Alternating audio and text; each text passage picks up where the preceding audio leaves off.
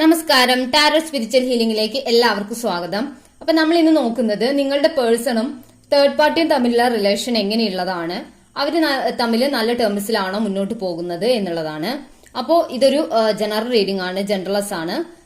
നിങ്ങൾക്ക് ഈ ഒരു റീഡിംഗിൽ റെസിനേറ്റ് ആവുന്ന കാര്യങ്ങൾ നിങ്ങൾ എടുക്കുക, അല്ലാത്ത കാര്യങ്ങൾ നിങ്ങൾ വിട്ടുകളയാം. അപ്പൊ നമുക്ക് റീഡിംഗ് സ്റ്റാർട്ട് ചെയ്യാം. നിങ്ങൾ നിങ്ങളുടെ പേഴ്സന്റെ ഫേസ് മനസ്സിലോട്ട് കൊണ്ടുവന്ന് കൂളായിട്ടിരുന്നിട്ട് ഈ ഒരു റീഡിംഗ് കാണാൻ വേണ്ടിയിട്ട് ശ്രമിക്കാം.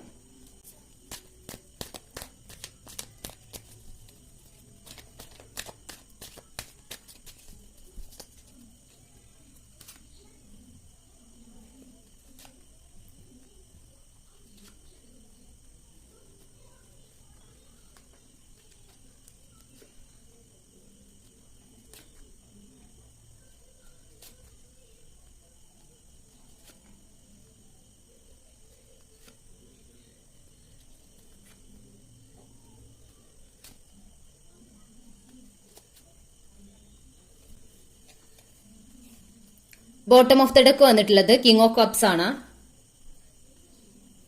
ഇവിടെ ഈ ഒരു റീഡിംഗിൽ നമുക്ക് മെജോറിറ്റി ഒരു പവർഫുൾ ആയിട്ടുള്ള നെഗറ്റീവ് കാർഡ്സ് വന്നിട്ടുണ്ട്.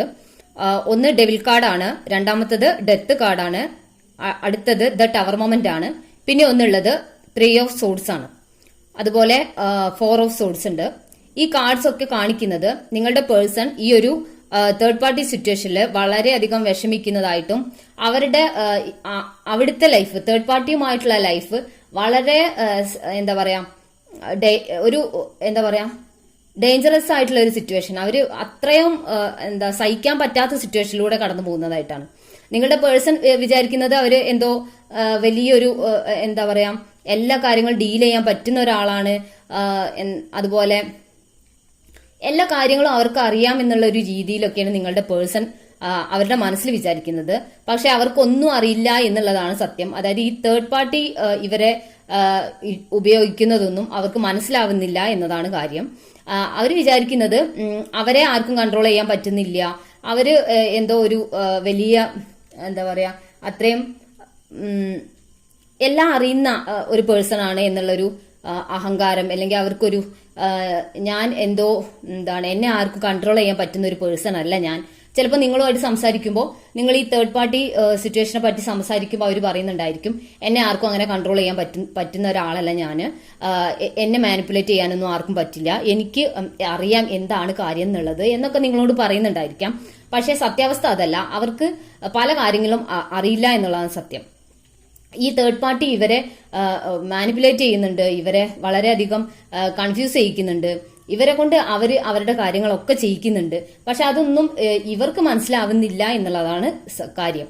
ഇവർക്കൊന്നും മനസ്സിലാവുന്നില്ല. ഇവർ വിചാരിക്കുന്നത് ഇവർക്കെല്ലാം അറിയാം, ഇവർ ചെയ്യുന്നതൊക്കെ ഇവരുടെ ഇഷ്ടത്തിനാണെന്നാണ് ഇവർ വിചാരിക്കുന്നത്. പക്ഷെ ഒന്നും ഇവരുടെ ഇഷ്ടത്തിനല്ല. ഇവര് ഒരു ഇവര് നിങ്ങളിൽ നിന്ന് മൂവ് ഓൺ ചെയ്ത് പോയിട്ട് അവിടെ എന്തോ വലിയ സംഭവമാണ്, അവരാണ് ഇവരുടെ യഥാർത്ഥമായിട്ട് ഇവരെ സ്നേഹിക്കുന്ന വ്യക്തി എന്നുള്ളൊക്കെ ഒരു എന്ന് വിചാരിച്ചാണ് ഇവർ ഇവിടുന്ന് പോയിട്ടുള്ളത്. നിങ്ങളിൽ നിന്ന് തേർഡ് പാർട്ടി സിറ്റുവേഷനിലേക്ക് നിങ്ങളുടെ പേഴ്സൺ പോയിട്ടുണ്ടെങ്കിൽ അങ്ങനെ കരുതിയിട്ടാണ് പോയിട്ടുള്ളത്. പക്ഷെ ആ ഒരു സിറ്റുവേഷനിൽ ഇവർക്ക് അത്രയും ഹാർട്ട് ബ്രേക്ക് ആയിട്ടുള്ള കാര്യങ്ങൾ എപ്പോഴും നടന്നുകൊണ്ടിരിക്കുകയാണ്. പക്ഷെ ഇവർ വിചാരിക്കുന്നത് അത് സ്വാഭാവികമായിട്ട് നടക്കുന്നതാണ് എന്നുള്ളതാണ് വിചാരിക്കുന്നത്. അല്ലാതെ തേർഡ് പാർട്ടി മനഃപൂർവ്വം ഇവരെ ഒന്നും ചെയ്യുന്നില്ല എന്നുള്ള ഒരു ചിന്തയിലാണ് ഇവര്. ഇപ്പോ ഒരു ആനപ്പാപ്പ മെരുക്കിക്കൊണ്ടിരിക്കുകയാണ്. അപ്പോ ഈ ഒരു ആനപ്പാപ്പാന്റെ വിചാരം പാപ്പാന്റെ മിടുക്കുകൊണ്ടാണ് ആന എല്ലാം ചെയ്യുന്നതെന്നുള്ളതാണ്. പക്ഷെ ആന പേടിക്കുന്നത് വടിയെയും അടിയെയും ആണ്.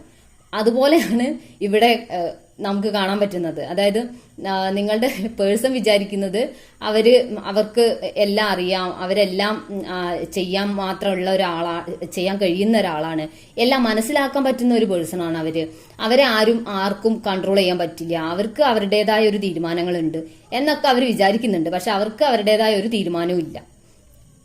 എല്ലാ തീരുമാനങ്ങളും എല്ലാ കൺട്രോൾസും വരുന്നത് ഈ തേർഡ് പാർട്ടിയിലാണ്. തേർഡ് പാർട്ടിയാണ് എല്ലാ രീതിയിലും ഇവരെ ഇൻഫ്ലുവൻസ് ചെയ്യുന്നത്.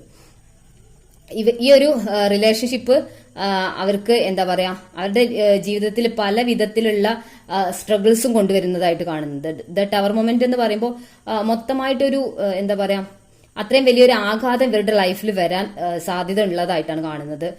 തേർഡ് പാർട്ടി സിറ്റുവേഷനിലേക്ക് അവർ പോയിട്ടുണ്ടെങ്കിൽ അവർക്ക് അവിടെ നിന്ന് ലഭിക്കുന്നത് വളരെയധികം കഷ്ടതകളും ബുദ്ധിമുട്ടുകളും ആണ് എന്നുള്ളതാണ് കാണിക്കുന്നത്. ഒരു കപ്സ് എനർജി പോലും ഇവിടെ ഇല്ല. ആകെ ഒരു കപ്സ് ആണുള്ളത്, കിങ് ഓഫ് കപ്സ്. അത് നിങ്ങളെ റെപ്രസെന്റ് ചെയ്യുന്നത് കപ്സ് ആണ്. ഈ ഒരു king of cups bottom of the energy വന്നിട്ടുള്ളത്.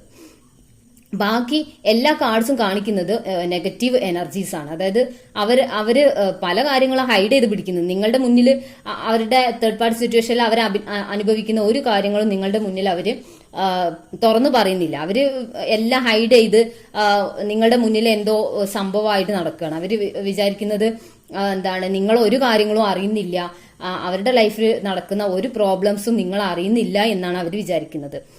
അപ്പോൾ ഹാപ്പി ആയിട്ട് വളരെ സന്തോഷത്തോടു കൂടി നടക്കുന്നതായിട്ടൊക്കെ അവര് ഈ ഒരു തേർഡ് പാർട്ടി സിറ്റുവേഷനിൽ നിൽക്കുമ്പോൾ കാണിക്കുന്നുണ്ട്. പക്ഷെ അവിടുത്തെ അവസ്ഥ എന്ന് പറയുന്നത് വളരെ ദയനീയമാണ്. അവര് രാത്രി കാലങ്ങൾ ഉറങ്ങുന്ന സമയത്തൊക്കെ നിങ്ങളുമായിട്ടുണ്ടായിട്ടുള്ള ഓർമ്മകളിൽ ജീവിക്കുകയാണ്. അവർ കരുതുന്നത് ആ ഒരു പേഴ്സണെ ഞാൻ നഷ്ടപ്പെടുത്തിയല്ലോ എന്നുള്ള ഒരു ദുഃഖം അവർക്ക് വളരെയധികം ഉണ്ട്. അതുപോലെ അവർ നിങ്ങളിലേക്ക് തിരിച്ചു വരണം എന്ന് ആഗ്രഹിക്കുന്നുണ്ട്, ഏസ് ഓഫ് പെന്റിക്കിൾസ്. അതുപോലെ ഈ ഒരു റിലേഷൻഷിപ്പ് സ്ട്രെങ്തൻ ആക്കണം എന്നും ആഗ്രഹമുണ്ട്. പക്ഷെ തേർഡ് പാർട്ടി സിറ്റുവേഷൻ സ്ട്രോങ് ആയത് കാരണം അവർക്ക് ഈ ഒരു റിലേഷൻഷിപ്പിൽ പെട്ടുപോയതായിട്ടാണ് കാണുന്നത്. അപ്പൊ നമുക്ക് നോക്കാം ഇവർ ഈ റിലേഷൻഷിപ്പിൽ നിന്ന് പുറത്തു വരാൻ സാധ്യത ഉണ്ടോ എന്ന് നമുക്ക് നോക്കാം.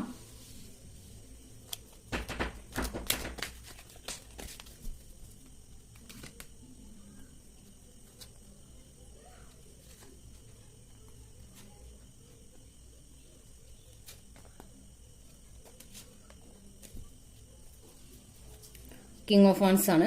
അവർ ഈ ഒരു റിലേഷൻഷിപ്പിൽ നിന്ന് പുറത്തു വരാൻ ആഗ്രഹിക്കുന്നുണ്ട്. അവരിപ്പോ ഇമോഷണലി വീക്ക് ആയിട്ടുള്ള ഒരു സിറ്റുവേഷനിലാണ് ഉള്ളത്. പക്ഷെ അവർ അവരുടെ ഈ ഒരു സിറ്റുവേഷനിൽ നിന്ന് പുറത്തു വരാൻ ആഗ്രഹിക്കുന്നുണ്ട്. അവര് 6 ഓഫ് വാൻസ് എന്ന് പറയുമ്പോൾ ഈ ഒരു റിലേഷൻഷിപ്പിൽ നിന്ന് പുറത്തു വരുന്നതായിട്ടും നിങ്ങളിലേക്ക് തിരിച്ചു വരുന്നതായിട്ടും സന്തോഷത്തോടെ ഈ ഒരു റിലേഷൻഷിപ്പ് എൻഡ് ചെയ്തിട്ട് ഈ ടവർ മൊമെന്റ് നമുക്കൊരു എൻഡിങ് ആയിട്ട്, ഈ റിലേഷൻഷിപ്പിന്റെ എൻഡിങ് ആയിട്ട്, തേർഡ് പാർട്ടി റിലേഷൻഷിപ്പിന്റെ എൻഡിങ് ആയിട്ടും കാണാവുന്നതാണ്. അപ്പൊ അവർ ആ ഒരു സിറ്റുവേഷൻ എൻഡ് ചെയ്തിട്ട് നിങ്ങളിലേക്ക് തിരിച്ചു വരുന്നതായിട്ട് കാണുന്നുണ്ട്. അതുപോലെ ക്യൂൻ ഓഫ് സോഴ്സ് എന്ന് പറയുന്നതും അവര് തേർഡ് പാർട്ടി സിറ്റുവേഷൻ ആണ് കാണിക്കുന്നത്. നൈറ്റ് ഓഫ് സോഴ്സ് എന്ന് പറയുമ്പോൾ അവര് ആക്ഷൻ എടുത്ത് ഈ ഒരു റിലേഷൻഷിപ്പ് എൻഡ് ചെയ്തിട്ട് നിങ്ങളിലേക്ക് വരുന്നതായിട്ടാണ്. നിങ്ങൾക്ക് അവര് നിഷേധിച്ച നീതി അവർ നിങ്ങൾക്ക് തരാൻ വേണ്ടിയിട്ട് ആഗ്രഹിക്കുന്നതായിട്ടാണ് കാണുന്നത്. അവര് ഇത്രയും നിങ്ങളിൽ നിന്ന് അകന്നു പോയി ഒരു തേർഡ് പാർട്ടി സിറ്റുവേഷനിൽ പെട്ടിട്ടുണ്ടെങ്കിൽ അതിൽ നിന്നും പുറത്തു വരണം, നിങ്ങളോട് നീതിപൂർവമായിട്ട് നിൽക്കണം, നിങ്ങളോട് ചെയ്തിട്ടുള്ള തെറ്റുകളൊക്കെ തിരുത്തണം എന്നുള്ള ആഗ്രഹത്തിൽ അവർ തിരിച്ചു വരുന്നതായിട്ടാണ് കാണിക്കുന്നത്. കിങ് ഓഫ് വാൻസ് എന്ന് പറയുന്ന ബോട്ടം ഓഫ് ദ എനർജിയും കാണിക്കുന്നത് അവര് നിങ്ങളിലേക്ക് തിരിച്ചു വരുന്നു. അവരൊരു തീരുമാനമെടുത്ത് ഈ ഒരു സിറ്റുവേഷനിൽ അവര് തേർഡ് പാർട്ടി സിറ്റുവേഷൻ എൻഡ് ആക്കിയിട്ട് നിങ്ങളിലേക്ക് തിരിച്ചു വരുന്നു എന്നുള്ളതാണ് കാണിക്കുന്നത്. അപ്പൊ നമുക്ക് ഇതുമായിട്ട് ബന്ധപ്പെട്ട് കുറച്ച് ക്ലോസ് കൂടി നോക്കാം.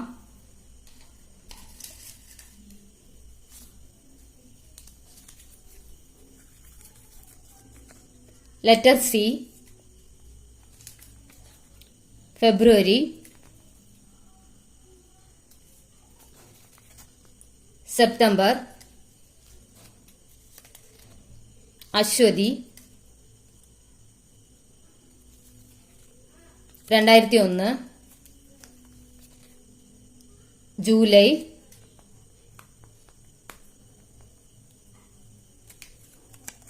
1998,